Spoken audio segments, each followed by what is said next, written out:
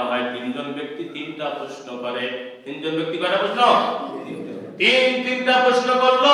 এই তিনটা প্রশ্ন নিয়ে মুসা নবী আল্লাহর পয়গম্বর মুসা তুর পাহাড়ে আল্লাহ পাক রব্বুল আলামিনের কাছে যায়। কি প্রশ্ন? আল্লাহর পয়গম্বর মুসা তুর পাহাড়ে যাইতেছে আল্লাহ পাক রব্বুল আলামিনের কাছে সাক্ষাৎ করার জন্য। প্রতীক সময় একজন ধনী ব্যক্তি রাস্তার মধ্যে দেখা পেয়ে ডাক দিয়ে বলতেছে, আল্লাহর পয়গম্বর, ও আল্লাহর নবী, আপনি তো আল্লাহর সাথে সাক্ষাৎ করার জন্য যাইতেছেন, আমার একটা প্রশ্ন আছে, এই প্রশ্নটা আল্লাহ পাক রব্বুল আলামিনকে গিয়ে করেন তো আল্লাহ কি উত্তর দেয়? যদি আমাকে জানিয়ে দিতেন তাহলে আমার খুব ভালো হতো। আল্লাহর পয়গম্বর মুসা নবী ডাক দিয়ে বলে, কি প্রশ্ন আমাকে করবেন বলেন। ওই আল্লাহর বান্দা ডাক দিয়ে বলতেছে, আমার যে সম্পদ আছে, আমার যে টাকা আছে, এই টাকা আমি কমানোর চেষ্টা করতেছি, কিন্তু আমি এত চেষ্টা করি, মসজিদে দিতেছি, মাদ্রাসায় দিতেছি, মিসকিনদেরকে দান করতেছি, খয়রাত করতেছি, কিন্তু আমার সম্পদ কমে না, খালি দিন দিন সম্পদ বাড়তেই আছে। আপনি একটু আল্লাহকে গিয়ে বলেন আমার সম্পদ কি করলে আমার সম্পদ কমে আসবে।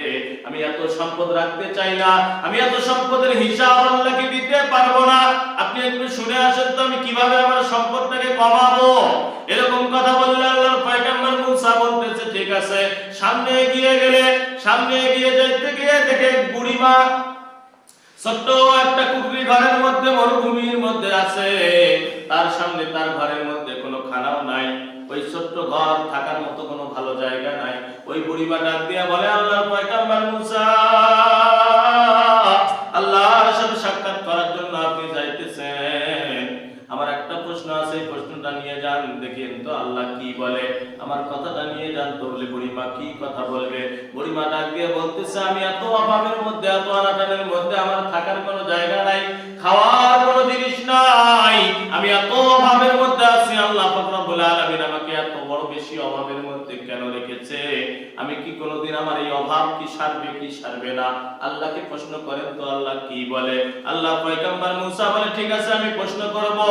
দ্বিতীয় নাম্বার বা তৃতীয় একটু আগে এগিয়ে গিয়ে তৃতীয় নাম্বার একজন ব্যক্তি দেখতেছে মরুভূমির বালুর মধ্যে গড়াগড়ি খাইতেছে, তার হাত দুটো নাই, তার পাও নাই, তার হাতও নাই, হাতও নাই, পাও নাই, শুধু একটু গোস্তের টুকরা গড়াগড়ি খাইতেছে। আল্লাহর পয়গম্বর মুসা দেখেও অবাক হয়ে গেল। ওই আল্লাহর বান্দা ডাক দিয়ে বলতেছে, আল্লাহর নবী, আপনি তো আল্লাহর সাথে সাক্ষাৎ করার জন্য যাইতেছেন, আমার একটা প্রশ্ন আছে, প্রশ্নটা নিয়ে যান। বলে কি প্রশ্ন করবেন? প্রতীক সময় আসতে দুইজন তার প্রশ্ন পেয়েছি, তুমি আবার কেন ডাকতেছো, তুমি আবার কি বলবে? ওই হাতও নাই, পাও নাই, হাত ছাড়া পা ছাড়া মানুষটা মাটির মধ্যে গড়াগড়ি খাইতেছে, ডাক দিয়ে বলতেছে, আল্লাহর পয়গম্বর মুসা, আপনি আল্লাহ পাক রব্বুল আলামিনের কাছে গিয়ে একটু বলেন তো, আমাকে আল্লাহ হাতও দেয় নাই, পাও দেয় নাই, হাত ছাড়া কোনো কাজ করা সম্ভব নয়, পা ছাড়া কোথাও যাওয়াও সম্ভব নয়, এই অবস্থায় যে আল্লাহ আমাকে তৈরি করছেন, আল্লাহ পাক রব্বুল আলামিন কি আমাকে কোনো কাজের মধ্যে লাগাবে নাকি? আমি কোনো কাজের মধ্যে লাগবো কি লাগবো না? যে আমাকে দিয়ে কোনো কাজ হবে কি হবে না? এরকম প্রশ্ন আপনি আল্লাহকে করেন, দেখি আল্লাহ কি বলে। ওইরকম কথা বললে আল্লাহর পয়গম্বর মুসা ডাক দিয়ে বলতেছে, ঠিক আছে তোমার প্রশ্ন নিলাম, আমি আল্লাহকে বলবো। আল্লাহ পাক রব্বুল আলামিনের সাথে তোর পাহাড়ের মধ্যে সাক্ষাৎ করার পরে যখন ফিরবে, আল্লাহ পাক রব্বুল আলামিনকে ডাক দিয়ে বলে, আল্লাহ, তিনটা প্রশ্ন আছে, প্রশ্নগুলোর উত্তর দেন।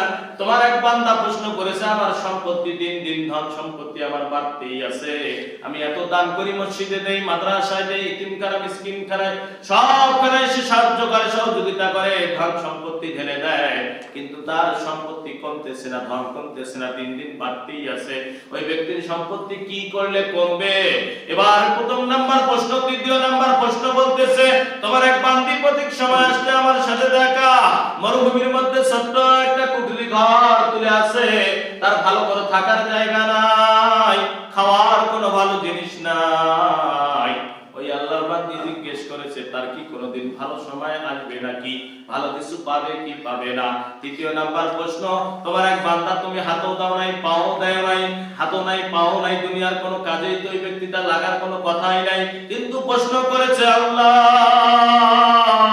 ওই ব্যক্তিকে দিয়ে আপনি কোনো কাজে লাগাবেন নাকি, ওই ব্যক্তিটা কোনোদিন কোনো কাজে আসবে নাকি? তিনটা প্রশ্ন করলে আল্লাহ পাক রব্বুল আলামিন ডাক দিয়ে বলে ওই হাত ছাড়া পা ছাড়া মানুষটাকে গিয়ে বলবে যে তোমাকে দিয়ে আল্লাহ পাক রব্বুল আলামিন জাহান্নামের ফুকার যে আছে, জাহান্নামের মধ্যে যে ছিদ্র আছে সেই ছিদ্র বন্ধ করবে। বলে তুই হাত ছাড়া মানুষ পা ছাড়া মানুষকে যদি এরকম কথা বলা যায় কষ্ট পাবে কি পাবে না? সঙ্গে সঙ্গেই তো এমনিতেই আদর ওদের ধরে কান্না শুরু করবে। ওই ব্যক্তিকে বলার কথা বলছে যে তাকে যা বলো যে তোমাকে দিয়ে জাহান্নামের ফুকার বন্ধ করবে, জাহান্নামের ছিদ্র বন্ধ করবে। দ্বিতীয় নম্বর যে ব্যক্তিটা প্রশ্ন করেছে ওই মহিলা, অভাবী মহিলা, বাড়ি নাই ঘর নাই খানা নাই, ওই ব্যক্তিকে গিয়ে বলো বেশি বেশি যেন আমার শুকরিয়া আদায় করে, বেশি বেশি যদি আমার শুকরিয়া আদায় করে আমি আল্লাহ পাক রব্বুল আলামিন তাকে ধন সম্পত্তি আত্মালিকার মালিক বানিয়ে দেব। তৃতীয় নাম্বার যে ব্যক্তিটা সম্পত্তি বেশি থেকে বেশি তার বাড়তেই আছে, ওই ব্যক্তিকে গিয়ে বলো আমার শুকরিয়া যেন কম করে, মসজিদ মাদ্রাসায় যেন দান কম করে। কেননা ওই ব্যক্তিটা যে দান করতেছে, সে যে দান করে, যত বেশি দান করে আমি আল্লাহ পাক রব্বুল আলামিন আমার ভান্ডার থেকে আমি তত বেশি তার সম্পত্তি বাড়িয়ে দেই। বলেন সুবহানাল্লাহ। তাহলে দান করলে বাড়িয়ে দেয় কে?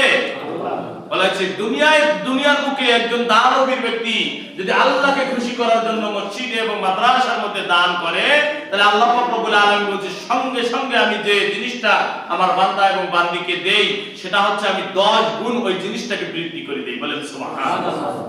কিন্তু ভাই আজকে সঙ্গে সঙ্গে আল্লাহ পাক রব্বুল আলামিন যে দিবে কোনো না কোনো পাশ দিয়ে দিবে, কিন্তু আমরা যেটা জিনিস দেই হয়তোবা দেখতে পারি না, দেখতে না পেরে আজকে আমাদের এই হালত। যদি দেখতে পারতাম তাহলে পকেটে 9 টাকা আছে, 100 টাকা আছে, যে 10 গুণ যদি বাড়িয়ে দিতে তাহলে 1000 টাকা হবে। সাথে সাথে যদি 1000 টাকা আরেকটা পকেটে আসতো তাহলে কি আজকে টাকা দেওয়ার কথা মসজিদে বলতে হইতো না? হ্যাঁ, মসজিদে টাকা দেওয়ার কথা বলতে হইতো না, মানুষের কাছে চাইতে হইতো না।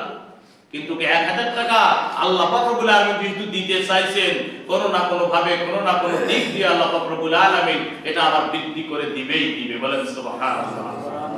কেন? আল্লাহ পাক রব্বুল আলামিন সত্যবাদী, আল্লাহ পাক রব্বুল আলামিন যে কথা বলেছেন, যে ওয়াদা করেছেন, এটা অবশ্যই অবশ্যই হবে।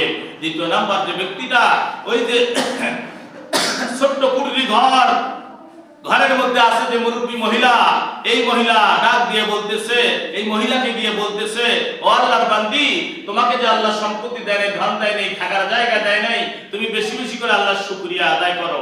এই কথা বলার সঙ্গে সঙ্গে মহিলা মানুষ তো চেতে উঠে গেছে, ডাক দিয়ে বলতেছে আল্লাহর পয়গম্বর মুসা, আপনি কি আমার সাথে ফাজলামো করেন? আল্লাহ আমাকে ভালো একটা থাকার জায়গা দেয় নাই, ভালো একটা খাওয়ার জায়গা দেয় নাই, আমার নাই থাকার জায়গা, নাই খাওয়ার জায়গা, নাই চলার জায়গা, নাই ফেরার জায়গা, নাই কোনো টাকা পয়সা, আর আমি শুকরিয়া করব কি? শুকরিয়া কি করব? এরকম কথা বলতেও শেষ সঙ্গে সঙ্গে বলা হয়েছে যে নদীর কাছ থেকে একটা বাতাস দমক হাওয়া এসে ওই বুড়ির যে কুটুরি ঘরটা আছে সে ঘরটা শুদ্ধ নিয়ে গেছে, ঘরটাও নিয়ে গেছে। কান্না শুরু করছে, আল্লাহ পাক আমার মুসা, আমি তো ভুল করে ফেলছি, আমি তোমার কথা শুনিনি, আমার তো এই ঘরটাও নিয়ে গেল। বলা হচ্ছে সঙ্গে সঙ্গে তওবা করো, বেশি বেশি আল্লাহর শুকরিয়া আদায় করো, আল্লাহ অবশ্যই ব্যবস্থা করে দিবে। বলেন সুবহানাল্লাহ। এবার ওই যে হাত ছাড়া পা ছাড়া মানুষটা আল্লাহর বান্দা ওই মাটির মধ্যে গড়াগড়ি খাইতেই আছে, তাকে গিয়ে জিজ্ঞেস করলো, ওই আল্লাহর বান্দা ডাক দিয়ে বলতেছে আমি যে প্রশ্নটা করছিলাম এই প্রশ্নের উত্তর কি দিল আল্লাহ? ডাক দিয়ে বলতেছে আল্লাহর বান্দা, আল্লাহ এমন কথা বলেছে আমার কথা তোমাকে বলতেও আমার ভয় হইতেছে, কষ্ট হইতেছে। বললে নাকি তুমি কত কষ্ট পাও, তোমার যে আল্লাহ পাক রব্বুল আলামিন হাতও দেয় নাই, পাও দেয় নাই, তোমাকে একটা গোশতের টুকরাই যে কষ্ট করে তুমি চলতেছো ফিরতেছো, তুমি তো বলছো আল্লাহ আমাকে কোনো কাজে লাগাবে নাকি? আল্লাহ পাক রব্বুল আলামিন বলছে তোমাকে দিয়ে যে কাজটা করবে সেটা হচ্ছে জাহান্নামের ছিদ্র বন্ধ করবে। এরকম কথা বলতেও শেষ ওই হাত ছাড়া পা ছাড়া মানুষটা শুকরিয়া আদায় করে বলছে আলহামদুলিল্লাহ। বলেন আলহামদুলিল্লাহ। শুকরিয়া আদায় করলো। মুসা নবী অবাক হয়ে গেছে, ডাক দিয়ে বলতেছে আমি এত বড় খারাপ কথা তোমাকে বললাম, তুমি সঙ্গে সঙ্গে শুকরিয়া আদায় করলে, ব্যাপার কি? ওই আল্লাহর বান্দা ডাক দিয়ে বলতেছে আমি তো মনে করছিলাম আমাকে দিয়ে আল্লাহর কোনো কাজেই লাগবে না, কিন্তু আল্লাহ একটা হলে কাজ তো আমাকে দিয়ে করবে, জাহান্নামের ছিদ্র হোক আর কোন ছিদ্র হয় হোক আমাকে দিয়ে তো বন্ধ করবে, আমাকে দিয়ে কোনো না কোনো কাজ হবে। এই কথা শুনেই আমি আল্লাহর শুকরিয়া আদায় করতেছি। বলেন আল্লাহু আকবার। শুকরিয়া আদায় করতে হবে। আল্লাহ পাক রব্বুল আলামিন গায়বে আওয়াজ করে ডাক দিয়ে বলতেছে, হে মুসা, তুমি এই যে হাতছা পাছা যে মানুষটাকে দেখতেছো, আসলে দুনিয়ার কোনো সাধারণ মানুষ নয়, ওটা হচ্ছে আমার জান্নাতি, আমার জান্নাতি, আমার জান্নাতি। বলে সুবহান।